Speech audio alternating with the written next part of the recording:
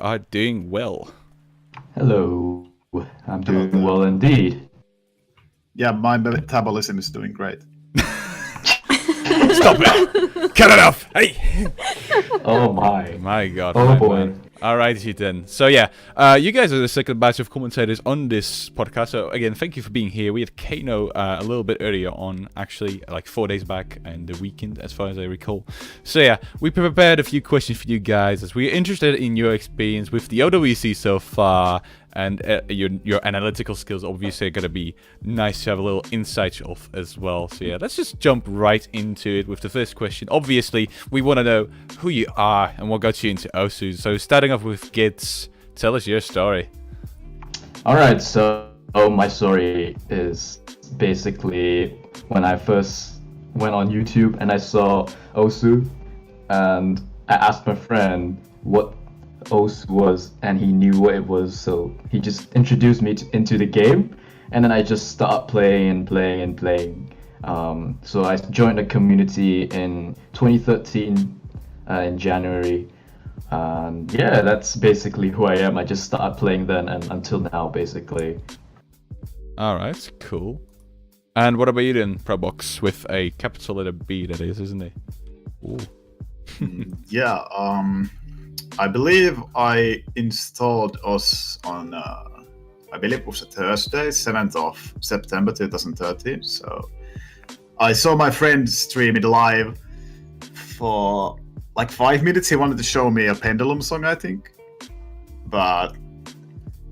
And then I immediately asked him, like, what is this game? Because I'm so enthusiastic with rhythm games, like having had played Guitar Hero so much prior to us. So I just immediately fell in love with the game. And Which Guitar Hero? all Guitar Heroes. Started from 2, actually. Didn't get to play 1 ever. Okay, and you just took all of them from there on. I played 6 myself, so yeah. Cute game. I think I played. What was that? It was like a world tour one. I think it was. I can't remember. Isn't that like a later one? No. Yeah, I can't remember though. And I remember playing the Metallica one. That's great. Rhythm That was games, boys. Yeah. Woo. I think for me as well, like, I loved rhythm games before I started playing Osu. Things I played like, I think on the phone, like Tap Tap and stuff. Oh yeah, Back then. I remember playing Tap Tap. That's a throwback in a nutshell. And I could play some instruments. Never played so it myself. That's why I loved rhythm so much, and I started playing Osu. Interesting. Have you played and commentated OWC before? I know, Gids, you play for Team Hong Kong. Yes. And you have commentated OWC in the past. I think you commentated last year, was it? No. I haven't commentated in OWC before, but I have commentated in other community tournaments such as OWC and OCWT. Yeah. Yeah, I was one of the more active commentators in those groups. And OWC play-wise, I started being Hong Kong's captain in 2014. So in 2014, I went and searched for players to form a team because the 2013 team disbanded, so there was no team Hong Kong for 2014. That's where I stepped in. So the first 4 players, actually the first roster that I got was only 4 players and not even 5. Unlucky. Yeah, so it was me, it was Ming 3012, it was Chaos Litz, and then it was Yakumo Yukarin. He's a pretty old player now. He's inactive now, so yeah, those were the 4 players back then. And then in 2015, with the additional of like CLP, we made it to actually the final round of the map pool, but we lost Korea like 6-0. Oh wow. Yeah. So you made it quite far. Yeah, Just we did. a 4-man roster, which is No, that something. was 2015. 2014, 2015. we got knocked out in the group stages. Oh. Like, yeah. But you still made was it pretty far, Poland like and Canada. you still made it pretty far in 2015, so you can always be proud of that. And ProBox, this is your first OWC that you have commentated. So, how are you feeling about that? I mean, I'm excited in a sense, I guess. It's really fun. It was a new experience for me. I can imagine. And what about like other community tournaments? Ever done anything along those lines? Have I played ever? No. Have I commentated before? No. Next question. But you're winging it pretty much at this point. I mean, you're probably liking it as well, since you've done quite a bit of commentating compared to like a few other people in the team. So, I mean, that's pretty good to see, I guess. I mean, yeah, I guess. I mean, I haven't done as much as Kids and OMG Force. I mean, and next week I'm not gonna be even there, so I'll probably be one of the less active people until we get to the semi-finals and finals week. Then I can just commentate much more. Hopefully. I mean, we want to hear that beautiful voice of yours pop up a few extra times, obviously, right? Amazing stuff. So yeah, about the OWC in 2017 then, obviously, this is both the first time of you commentating this tournament, as a matter of fact. So how did you get approached to, be able to apply for this kind of position in the staff team for this OWC? Who like talked to you, and did you agree to it immediately, or were you skeptical at first? Like, just tell me that experience a little bit. Starting off with Gitz again. Well, actually, it was just one day, like one random day, like any other day, and Deadbeat suddenly just messaged me on Discord, asking me if I could be the commentator for OWC this year. I guess he was, I guess he watched some of the OWC and how I casted, so he went off. Or actually, it was Evrian who suggested me to be in the team. So that's how I got approached. He actually thought I was in Hong Kong, but actually I'm living in the UK right now, so... Yeah, what I noticed is that they wanted to have this, like, as Deadbeat called it, at least a free system, where they had, like, 3 people in every region, but that's why they got you, as they thought you were, like, in Hong Kong. But I mean, you've done a lot so far as well, as Professional just said, that you and OMG4s have done most of the work, so, I mean, they shouldn't be caring too much about it anyway. How do you like the experience, though, so far, actually? I actually like commentating a lot because I enjoy talking with people. I enjoy analyzing the matches being played, and really I think it's a really enjoyable experience for me. Even though I cast for like 6 hours in a row, I still think it's a very enjoyable experience. Alright, that's good to hear then. So what about you then, ProBox? How did you get approached with the question, do you want to commentate for OWC 2017? I think it was a day like any other day, just a random day. I was mapping in Oz, and then suddenly Deadbeat messaged me on Discord and was like, hey, I got the opportunity of a lifetime here, so... And I was like, what is it? And do you want to commentate for OWC? I'm like, huh? What? You want me? I'm like, yeah, what? Like, I'm at the... Where did this come from? I'm like, yeah, sure. Basically, I said immediately, and I never asked him why. I was just like, okay, and that's it. Like, basically, quite anticlimactic, but that's how it happened. Like, you didn't really think of like, what if situations. You just went straight in, like, yeah, I want to do this. I mean, this is like. Someone just suddenly came up to you and was like, hey, do you want to get this free card that I have here? Like, here's the keys. And like, the same kind of like confusement, like, what? Where did this come from? Like, I never had done any commentating before. I never planned to do any commentating before. And I only had talked to Deadbeat indirectly. I never even speak to him like in voice chat for the podcast for Aspire. That's when I like talked to him via text, so I guess that had just like that left an impression on him that he wanted me. I don't know. That's the only thing I can think of. I should probably ask him now that this came up. Hey, dude, what about that opportunity you gave me again? Why? Yeah, basically. Yeah, all right, that's cool. So obviously, Gids has commentated past tournaments such as OCWT, and now he's commentating for the OWC. What do you feel is unique about your commentary, and what techniques you use to, get the stream going and make it interesting for the viewers? I think really when before I started commentating, when I was observing the other commentators in other tournaments, I felt that they lacked in mentioning overall every single player, even though if players did badly, like they didn't even mention them. But when I do my commentary, I try to mention every single person so they get credited in their play, even though if they've done a bad, like not a bad job, but maybe an unlucky miss or something, I'd still mention them and try to give them some credit for what they've done for the team, just to get an overall view of all players. And I also like to analyze in more of a psychological point of view.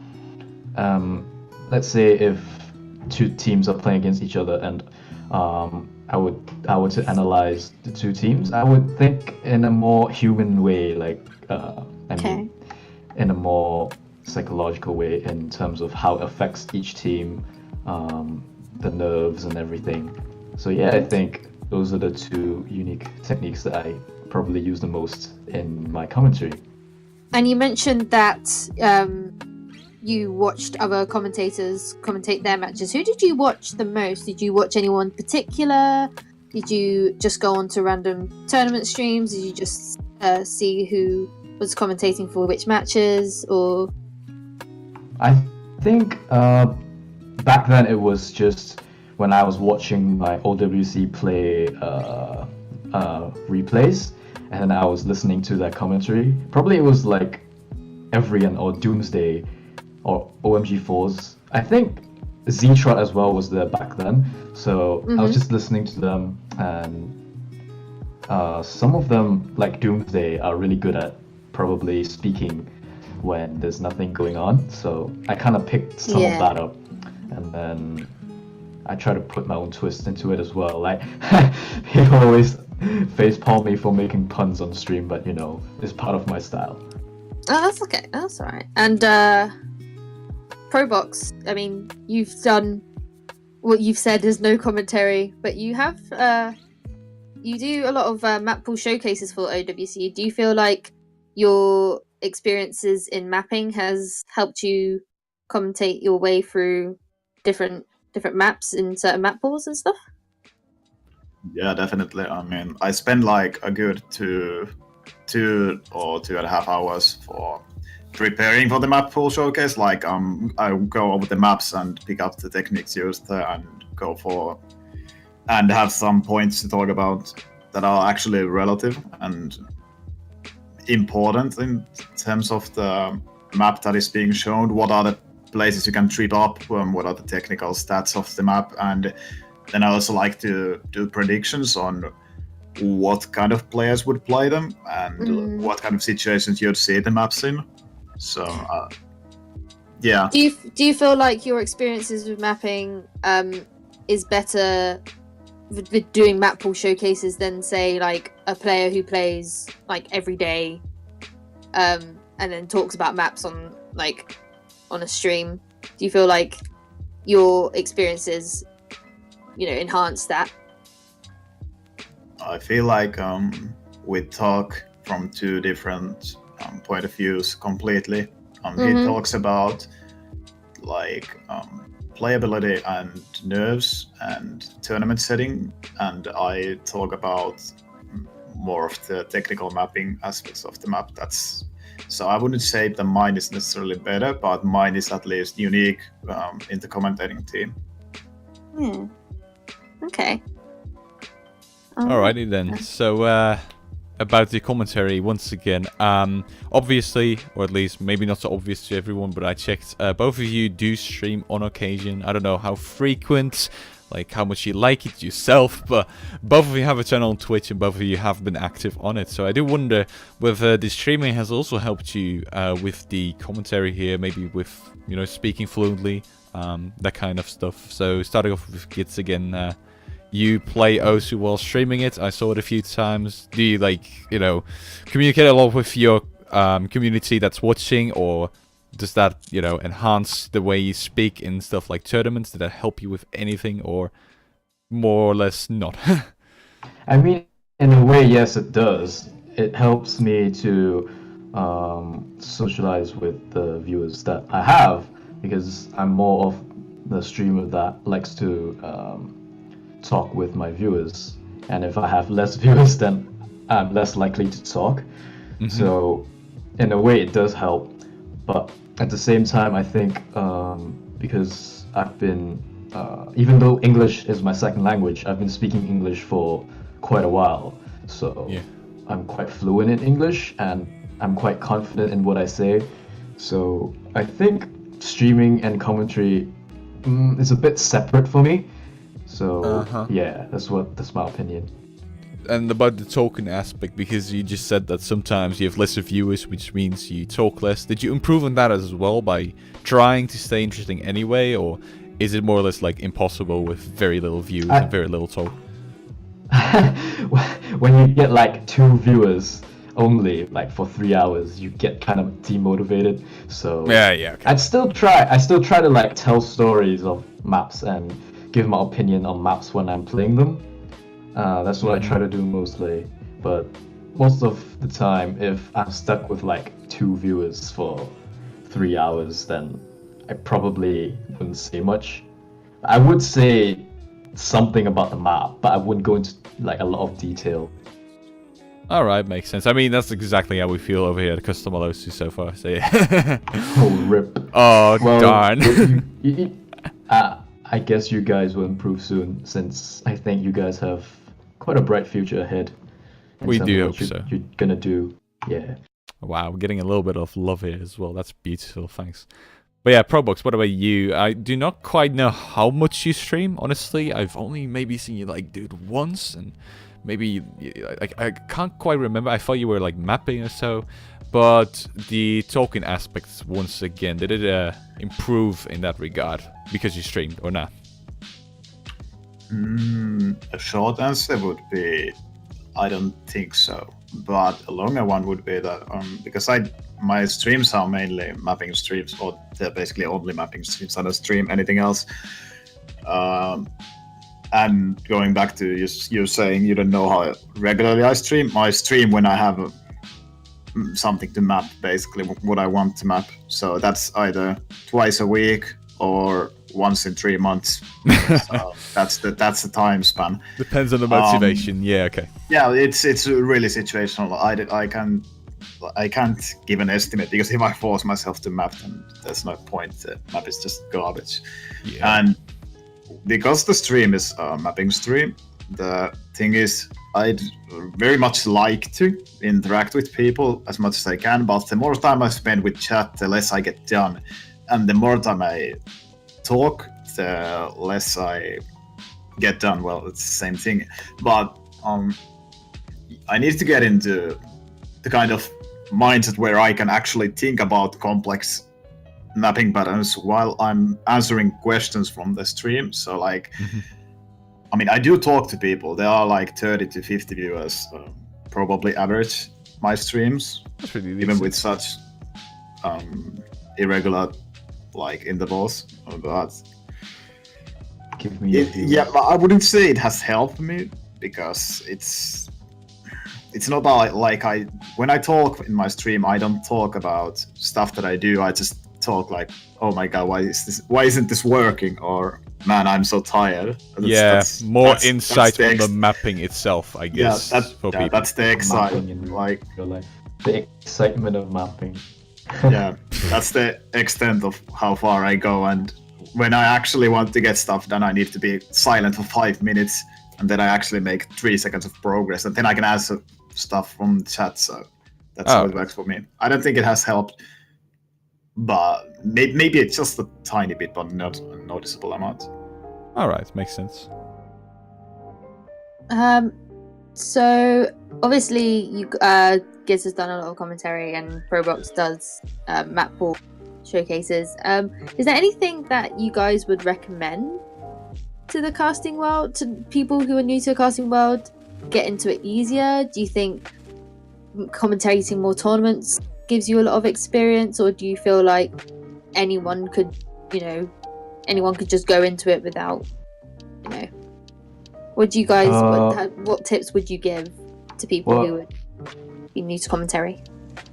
In my opinion, I think it takes more than just experience to be a caster. I think it takes a lot of passion as well to be a caster. Okay. If you don't have the passion, like, you just fall down like halfway through the match, and then you get disinterested. Yeah, you just feel like you're not in it, and then you just don't feel like casting anymore. You don't sound convincing to the audience. Yeah, I think also you need a lot of confidence. So passion and confidence, I think, as a new caster, I think that's really important, and dedication as well. So yeah. Do you feel like the knowledge of like certain maps and certain players helps as well? Yeah, definitely. Like for me, because I'd say I'm an experienced player, so I can kind of analyze the maps in just a glance. So I can, on the spot, like I can say about the map what players might struggle with, what players might be good with, what teams might pick them. So overall, yeah, I think knowing the knowledge on the maps are very important as well. And ProBox, do you have any tips about new casters coming into OWC? Any tips for those? Yeah, I'd like to go back to what Gids actually said there. The fact about you needing confidence. Confidence can be built by experience, so the only thing you actually need if you want to start is passion. For me, I had my confidence from real life. I've been like doing actual like live shows, so I have no like struggle being in front of people or talking to a big audience. But I'd say that there's like three routes that you can take to becoming an actual caster, and well, basically only one of them is really viable, but I'll name the two as well. First is to be either friends with Deadbeat or bribe him to be friends with you. What a guy. Anything may be said on this podcast. Come ahead, go. The second one would be get lucky, like me. And the third one would actually be try to get yourself involved with community tournaments. There are a lot of them running, and if they stream them, you should just ask the guys that are organizing them, hey, can I commentate in your tournaments? Is there a spot for me? And even if it doesn't work out at first, you can just ask around, and maybe eventually you'll get a spot, and then you can start building yourself as a commentator there and move on to bigger tournaments. And eventually, if you get good enough, and when you get good enough, you can just straight up ask Deadbeat, hey, would you be interested in having me in the next OWC, for example? That's like the most realistic path that I can think of. I wouldn't know if that's how you should do it, but that's what I can like think of in my head. It's me in a nutshell, basically. That was Gids' attempt. I know there's like an apply to become a commentator thing that they used to do. I don't know if they still do that. Probably not. Yeah. I wouldn't say so, given how Gids and I were just random. I mean, the way I got into CWC was kind of the same way. I think they actually did take a look back in the day, but for OWC, I'm fairly certain they already had the people in mind beforehand, and they just took those people. But that's all I know. Like, I've been in the internal chats, and I haven't really read every single detail, obviously, because why should I? But that's what I got, like, from people like Z-Troll and stuff, talking about the subject. Yeah, I don't think we're pretty sure either of how they recruit. I think it's just up to Deadbeat, really, and some of the previous casters who recommend. Mm-hmm. So yeah, that's what I think. But yeah, it makes a lot of sense. Do you have any advice? Me? Yeah. You're asking me. I mean, I would say the Yeah. exact same as ProBox and gets like combined. Again, you want to have the motivation, obviously, to do the stuff and like invest time into the commentary of like community tournaments. What I would definitely also do is have contact with people that have commentated the tournaments prior as well. Get to know those people, show them your interest, and I mean, that will definitely get you somewhere as well as they will probably, well, if you're good enough, that is, recommend you as well to people like Deadbeat who then recruit you, and that's pretty much how I did it myself. I mean, if we're gonna get into this story stuff, the way I did it, like, I obviously did some podcasting before that and some commentary for the catch tournaments as well. Then I podcasted with the Taiko commentator Zetra and Magnomizer, he changes his name on occasion. And they recommended me back to Deadbeat. He checked me out, and that's how I got into the CWC stuff. But yeah, definitely show your motivation and show what you have in store, because that's definitely something they appreciate. The thing they appreciate most probably is just input, I do believe. So. Okay. But yeah, back to That our guests, because I'm not a guest here. We should be asking the questions to Giz and ProBox. Obviously, we want to know some more about you guys. So this is an interesting one to both of you, because, well, one of you is fairly new to this entire commentary ordeal. Giz, you're more of a motivated, profound commentator, somebody who's really, you know, stomped his spot into the scene, kind of, you could say. So we wonder, whenever you're looking back at VODs, if you ever do that, do you reflect on your own commentary as well? Just by picking up mistakes that you've made and, you know, like maybe trying to alter a few phrases that you're saying? I mean, what kind of things do you do in that regard, or do you just skip that entire thing completely? I actually don't watch my own VODs, to be honest, because I'm constantly reflecting, even though as I'm casting. So as I say something, my mind immediately reflects on if I should say that again or if I should not say that again, and etc. So what I do is, when I say something that might be off topic or something, then I might not say it the next time. So it's just an ongoing reflection in my mind, instead of just going back into VODs and hearing myself. Do you find it very important to stay relevant to the match with your commentary and not, you know, stray off and talk about random stuff, or are you not as strict because you just mentioned something along those lines? So. Yes. What I mean is on topic in terms of OWC. Like, I don't want to like talk about some random other games during OWC, you know, some. Have you played the new Sound Voltex? Yeah. I mean, well, rhythm games you can still put into context, but let's say like if I made a reference from League of Legends, then, you know, well, we did have a map that was Get Jinxed in the previous map pool, so that was an exception. Bad example. But anyways, like, if I were to stutter a lot as well, I would find some other phrases to replace what I want to initially say. So the next time when I want to say that particular phrase in that certain situation, I would know what to say. You know what I mean? Yeah, okay. Makes a lot of sense. Just having like a little bit of a safe space where you can play around with words and phrases. Just having those ready, I guess. Yeah, it's just I like to go with the flow as well, instead of just going back to my thoughts. So yeah, it's just me. I guess. Makes sense. So about you then, ProBox, well, this is your first tournament, so obviously you haven't really had anything beforehand to reflect on. So do you do any of this stuff by watching the VODs and, you know, correcting yourself and, you know, spotting mistakes, or is that something you skip just like Giz? Do you just go with the flow, wing it, like a real ProBox, you know?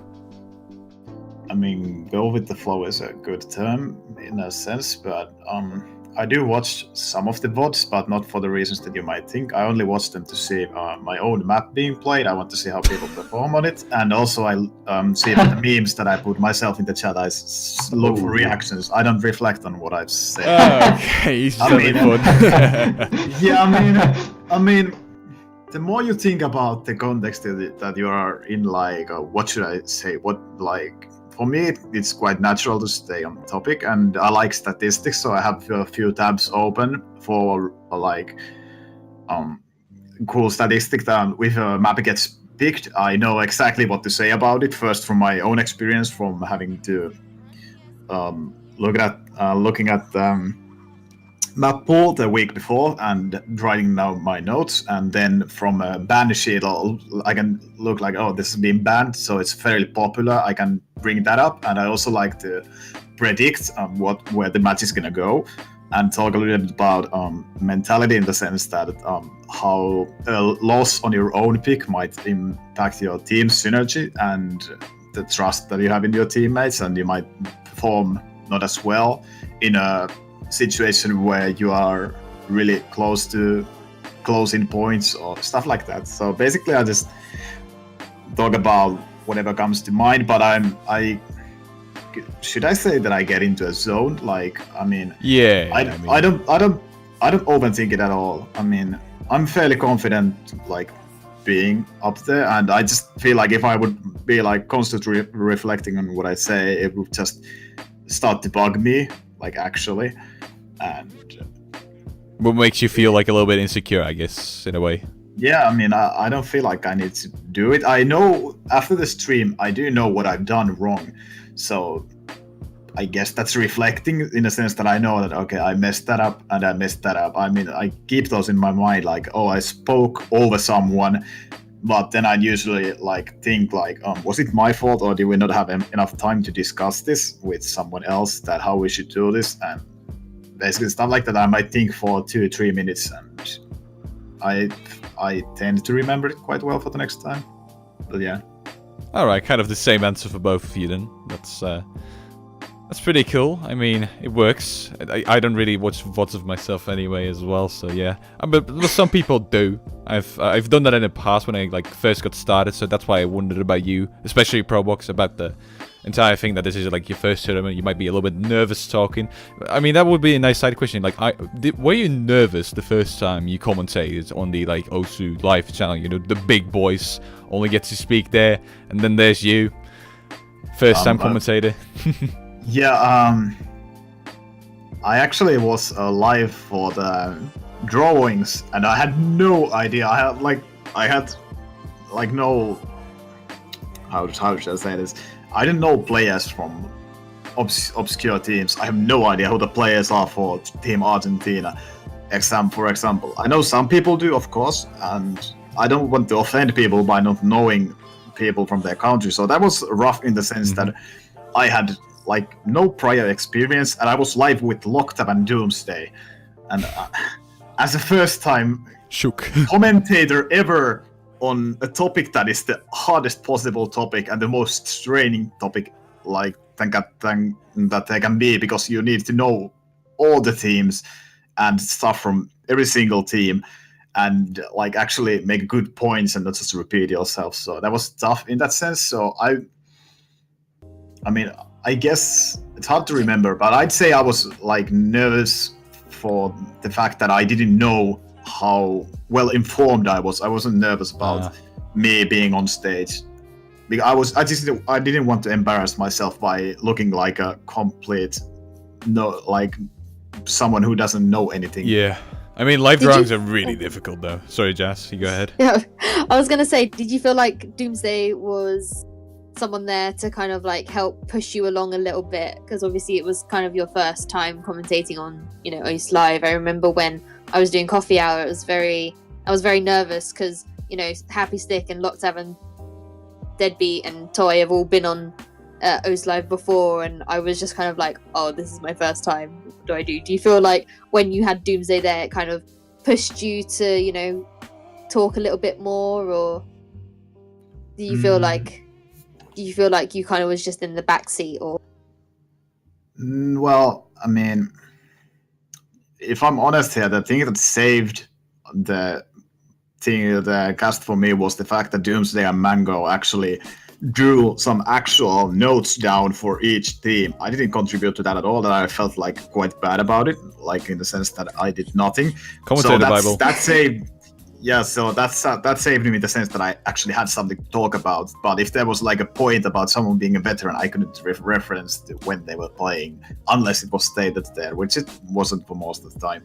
But like I said, I mean, I feel that I'm aggressive in the sense that I don't feel like I need to be the guy who stands back in the cast just because I'm new. I just go there and go have fun with the person that I'm casting with. I don't want to feel the other person like awkward by not sounding confident.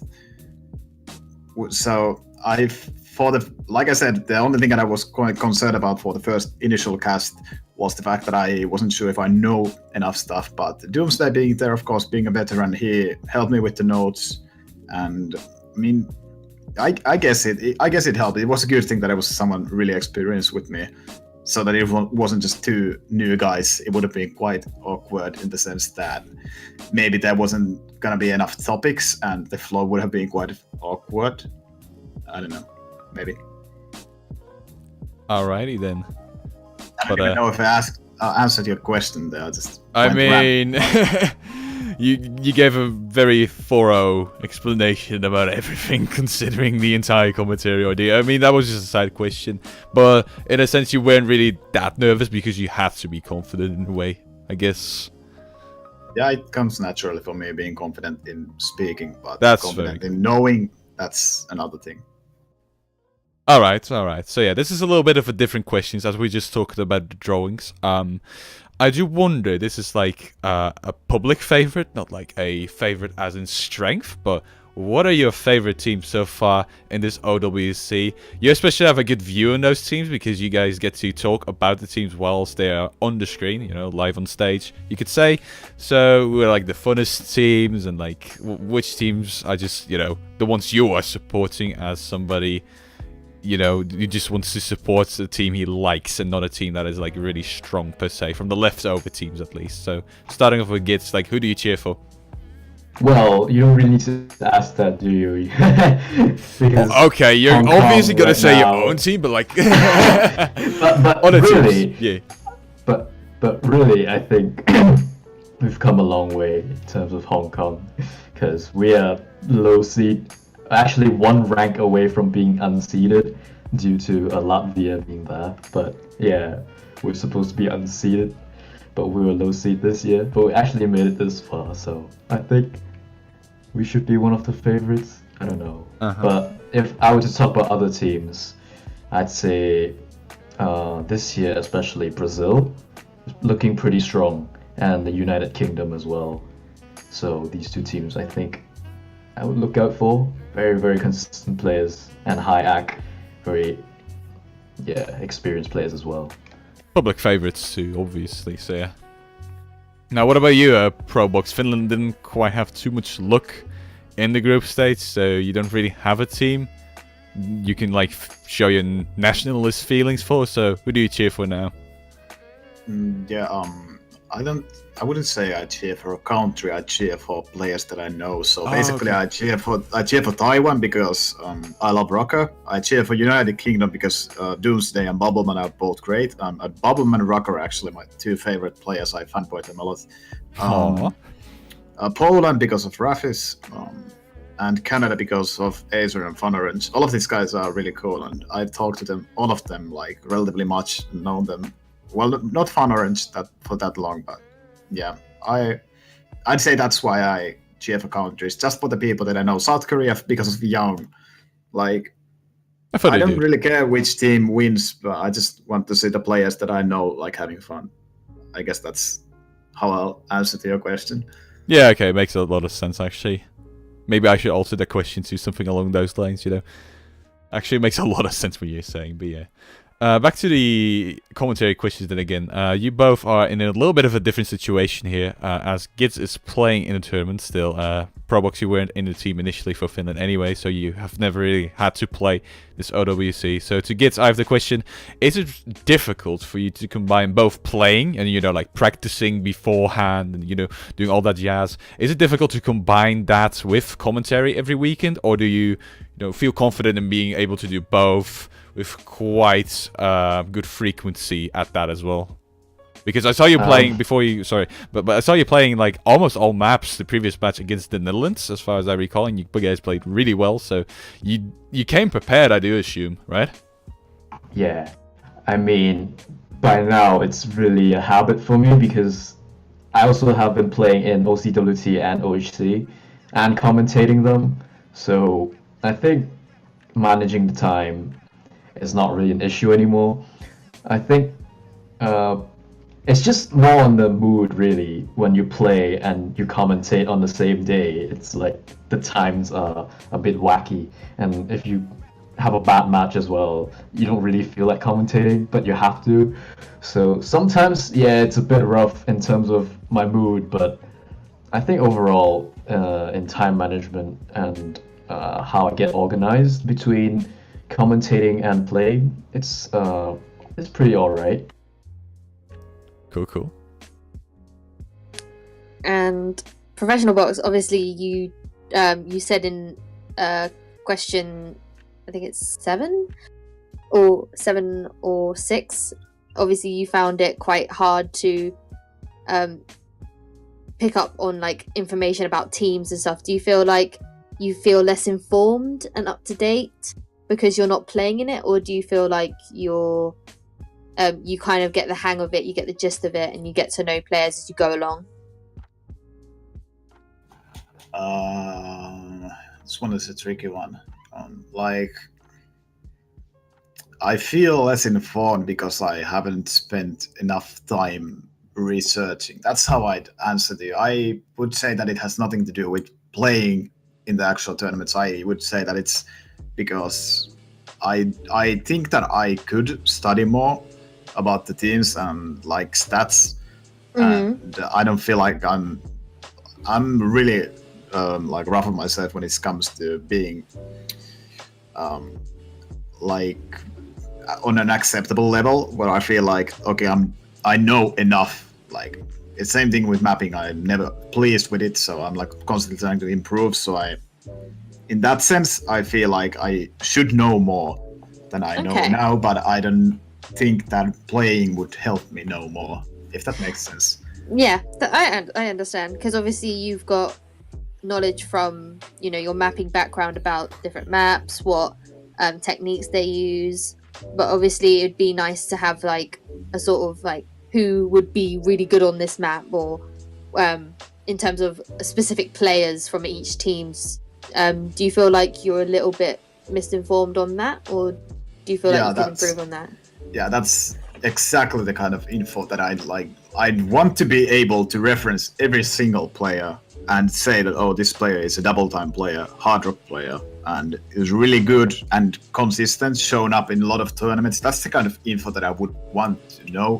But gathering that kind of info is, it takes a long time. It's a lengthy process, yeah. Yeah, and if I have on like weekdays, I have other stuff to do, so it's like, can I really afford to like study more? I'd like to study more about the teams and the players, and I can definitely do that as we approach the finals with much less players, like Team USA, Poland, and United Kingdom. I can basically research on all of those players, being really confident that they'll make it to the final 2 weeks without problems. Okay, that's really cool. Yeah. So there's something though, a phenomenon called map pools, which you both will probably and have probably studied quite a lot. And it's pretty easy to access, obviously, since it's just a few maps you see on the list. So I do wonder, the Q Finders map pools have, or at least the map pool has been revealed this Sunday. So how do you feel about the maps actually coming from that map pool? And I mean, what do you like? What do you dislike from that map pool? Maybe Gits can give more of a player perspective and ProBox more of a like a mapper perspective. I don't know. But let's just start off with Gits again. Like, what would you change? What do you like? What do you not like about it? I actually played the map pool today with my whole team. We had a practice section today, and we found like the map pool is really fast. Everything was above like 200 BPM, so some players might struggle with speed. And then I also found that this map pool is very, very stream heavy compared to the last one where it was very jump heavy. So I think in terms of balance, I still think there's room for improvement in the map pool. Yeah. What would you personally add to the map pool and remove, maybe, perhaps, if you have anything in mind? I'd say you can remove some of the stream maps since there are a lot of stream maps. Something like on the Hard Rock pool. What was that? I don't remember that map, but it's a star stream Would you map link on the Hard wiki? Rock. I have it right in front of my face, so you can check it out if you want. Yeah, you probably mean that Chikio Saigo no Kokohaku. Because Yeah, that Night one. Sky isn't streaming. Yeah. I mean, the ending is like, I don't know. And then you have that shared map as well, which is kind of weird in terms of flow and in terms of the concept as well, and the spacing and everything. But it's there, so, I would change some of the maps in terms of the quality of the mapping as well. Yeah, that's my opinion. ProBox, get on to it. I still think You can do it's it. too streamy. Let's just have ProBox map all the map pools from now on. Let's just do Yeah. that. I think he likes that, and he It's like, a good thing to mention. I mean, go on. Yes. Yeah, I'm just gonna finish my sentence because I think like Linely, like in the previous map pool, was a pretty good like overall balance for the no mod pool. But like in this map pool you have like I think 2 technical maps and the others like all streams. So yeah. not quite as much balanced. Feels bad. So yeah, ProBox, you obviously have more insight in mapping itself. So what will you change in the map pool? What do you like? What do you not like? I mean, you might have not played the maps from the map pool yourself, but you might have like knowledge from just looking at the title, since you know the map from prior experiences to it. So what would you do? First off, I'm gonna approach from completely different perspective that can be quite ridiculous to the players, but We love ridiculous stuff. Come on. the map pool is for an OWC, it's great song-wise. It's really entertaining to watch and commentate. All of the songs are really good, so they did a good job on that. There were no songs like Pop It this week. I hated that song. I know some people like it, but for me, no. Say no to Pop It. Yeah, I like having to commentate it is like most Resident Sleeper thing ever. It's such but this week we have really good songs, really hype songs and hype maps, and that's a big part about having a fun, entertaining competition. For players, it's more like important than what the contents are. So I'm just gonna skip that aspect entirely. Bad thing is about this pool, it obviously doesn't have a single professional box map, and that's that's a downgrade. That's a downgrade from last week. That's a huge downgrade. Yeah, so I'm hoping that I at least get 2 tiebreakers to help myself like bounce back from this week of sadness. Compensate for it, yeah. Yeah, compensate. Exactly the word that I was looking for. Yeah. Beautiful. But yeah, do you actually, because you just mentioned that the songs are really good, do you feel as if the map pickers might actually consider the songs as well as they pick the maps, or do you think they just really don't care, just throw anything in it? If it's good, it's alright, then I mean, cool, that's a nice bonus, but do you feel like if they actually like specifically look into entertaining songs as well as they pick maps, or nah? I don't think they can afford to do that, but it comes by having different style of map. If you pick a technical map, like a WAB map, and a stream map, it's essentially gonna be 2 fundamentally different songs, like without you even having to try. Also the fact that if you look for certain BPM range, if you look for 180 BPM, you're more likely to have hardcore or drum and bass. And if you go for 240, you're more likely to have Vocaloid or speedcore. So it comes like as a part of it, but I just wanted to point out that having hype songs is really great for the audience. So I think in that sense, this pool is the best so far. And I mean, I'll go to the balancing of it shortly. I think the free mod pool is like balanced well. No mod pool, I mean, it's good. The hidden not having AR8, I've seen people complain, but I think that's just being sarcastic. So yeah, the hard rock was, however, how Gibbs said, it's GQ Saigono Kokohaku map is ridiculous, but it's good in the sense that we have that kind of ridiculous map already, so the players who are ridiculous can overperform on those and get the ridiculous scores, and that adds up to the hype and entertainment value. So in that sense, it's great, but it might not favor the players themselves, which is of course important as well. Yeah, obviously, since they're playing the maps, right? They have the struggle to play them. Poor people. Actually, as a little bit of a side question, I actually have another one. My apologies for all these side questions, but I found it really interesting that you said that there's people complaining about Hidden not having like an AR8 map, and this is like a question to the both of you. How do you? This is like more of a general question, honestly, but how do you like the new formats of the map pool, since it has 6 no mods and then 2 from each mod and then 3 free mods and obviously the tiebreaker? But is that like a good change from the like 6-4-4-4 stuff that we used to see back in the day, or do you feel as if, you know, specific skill sets just don't get tested enough with the mods anymore because the lack of maps are there as well? Maybe Gits can, you know, start off here. Yeah, I think with only like 2 maps on each mod, well, free mod you have 3, but on like Hard Rock, DT, and on Hidden you have like only 2 maps. So if one of them gets banned, you only get to play the other one. So I think them removing AR8 is actually a pretty smart thing to do, because most teams would opt out to ban AR8 Hidden anyways. So like 80% of the time it gets banned. But now when you don't have AR8, the strategy changes. So what are you going to ban against the other team when you can play everything, you know? There's no AR8 anymore in the pool. So I think removing AR8 kind of balances out the 2-2-2 maps in the pool bit, so that people have more of a variety to actually play, instead of just banning AR8 all the time. Do you agree with that, ProBox, or do you have anything else to say or add to that? Yeah, about the AR8, I think we're at kind of level already with the quarterfinals map pool, that there just simply isn't hard enough good AR8 map to put for Hidden. That's one of the things I don't think there will be going forward, given how not liked or used rather AR8 is in this higher star rating maps, so there just simply aren't any maps to play.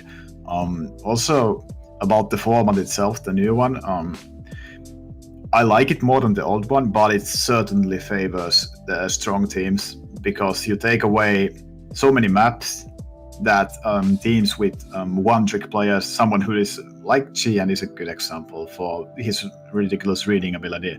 So by removing more maps from the pool, you essentially are left with less options, and cover, like the range of skills isn't covered as widely as it was before.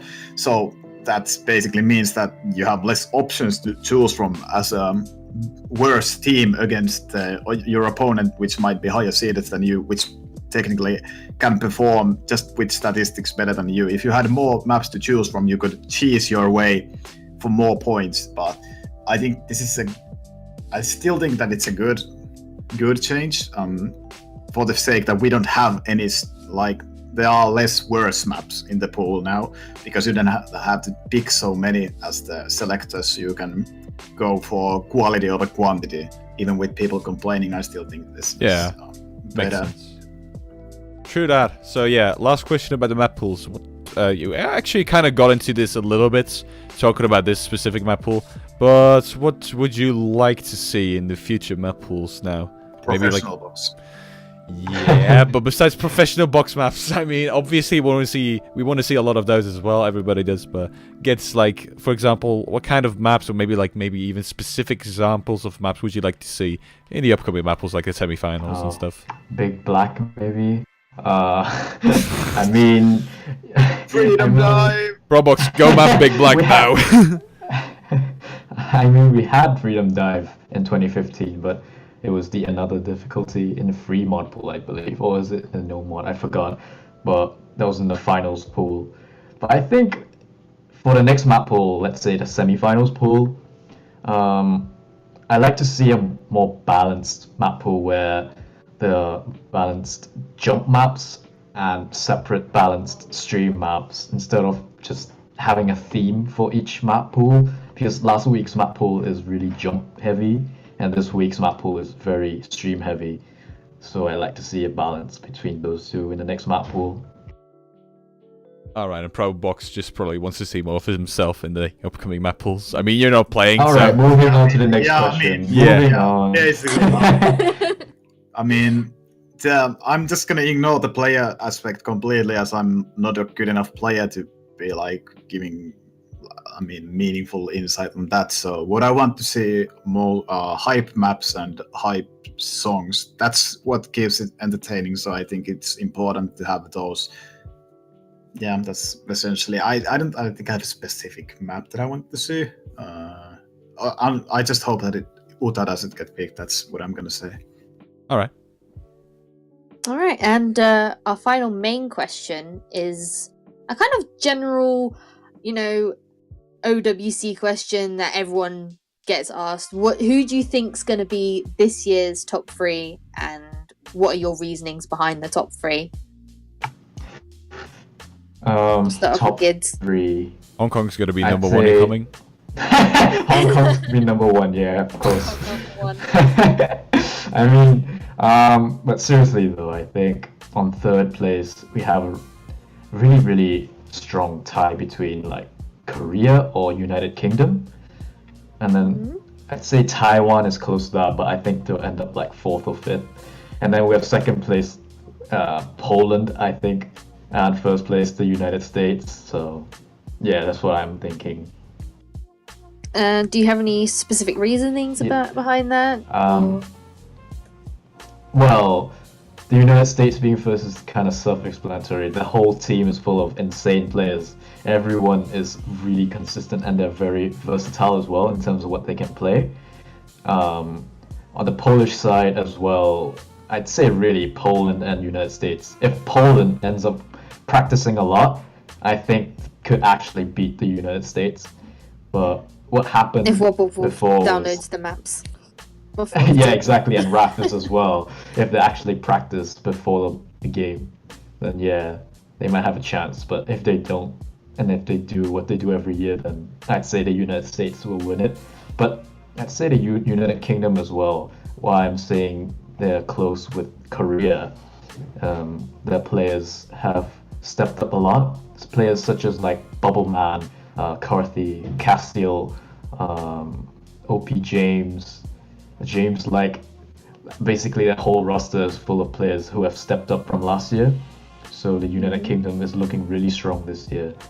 And Korea, of course, we have players like Yang, Angel Sim, well, Firebat, if you like it,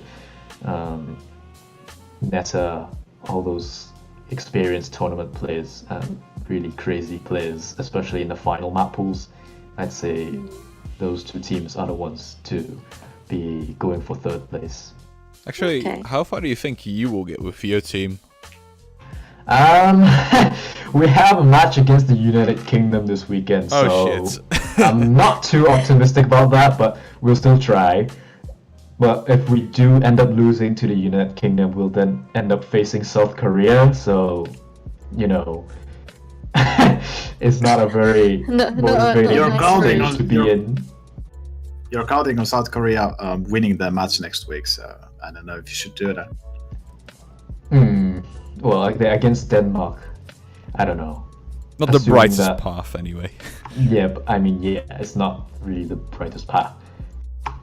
Like, if you lose it, probably we might go out in semifinals. I still think that's a Okay. pretty good achievement for Hong Kong. And yeah, ProBox, do you have the same opinions as Gids, or do you have a different opinion? Everybody On, has different opinions. My top 3 would be Poland, United Kingdom, United States. That went from 1st, 2nd, and 3rd in that order. Poland Okay. 1st, United Kingdom 2nd, and United States 3rd. I believe that United Kingdom will do godly because of Bubbleman. When he comes back, it's an insane player in tournaments. And Poland is just way too stacked. I mean, Ruff is Mr. Piggy, Wolf. well, from what I could see, they just dominated their opponents in this week's, or rather last week's playing. So I believe in them. And United States, I think they're gonna choke. I'm just feeling. I mean, that's true, but I'm just feeling like something will happen to them. Because if I didn't feel like that, then my order would be exactly the same as Gids. Okay. Do you feel like the map pools would be more lent towards, Polish sides, UK sides, rather than US sides? Or do you feel like the US don't have enough strong players to, play through the finals pool? Do you feel like they're lacking in something? Is that why you put them third? I feel like the teams are so ridiculously close in terms of player skills that at that point it's all about keeping your cool. They are so similar in terms of player skill that it doesn't even matter anymore. It's like betting on who is gonna win the football world championship. Basically, there are so many strong teams that you just can't pick one. I guess you can get what I'm trying to say here. Is Finland still in the next World Cup for football, or did they not make it, or don't you know? I have no interest in football, so too bad. I don't know. The Dutch didn't make it. Feels bad. I think they suck so much that they didn't make it. They didn't make it probably. I mean, I'd be surprised if they made it to European Cups. So. Good stuff. Alrighty then, I think we can conclude this podcast. And actually, I want to thank you both very much for being here. It was really interesting to hear you talk about all the stuff you had to say. It was really insightful. I linked a few of ProfessionalBox and Gids' social media on the screen, so if you guys want to check it out, definitely do. Go ahead, they definitely deserve some of your love. This time around, I did spell ProfessionalBox with a capital B. Sorry for that initial choke at the beginning of the stream, my bad. But yeah, thanks again for being here. Hope you enjoyed it as well. Yeah, it was great. And obviously, I want to thank Jazzy as well. Because Jazzy's on her phone. Believe it or not, Jazzy has been doing this entire podcast on her phone because she left her headset at her boyfriend's place. It's crazy, but she still did it. She still helped out. Beautiful. I was in a rush. So I'm giving you a compliment. Thanks, yes. man. I appreciate it. All right, but yeah. Hopefully, pray. Let's just pray that Jazzy will soon get a headset again. We'll see. But yeah, to the people that were watching either on Twitch or YouTube, thank you very much as well. Hopefully, you'll stay tuned for the upcoming few podcasts. There's definitely going to be more OWC material as well. Again, thank you, ProBox and Gids. Hope you have a great day to everyone, and we'll see you some other time. Bye-bye. Bye.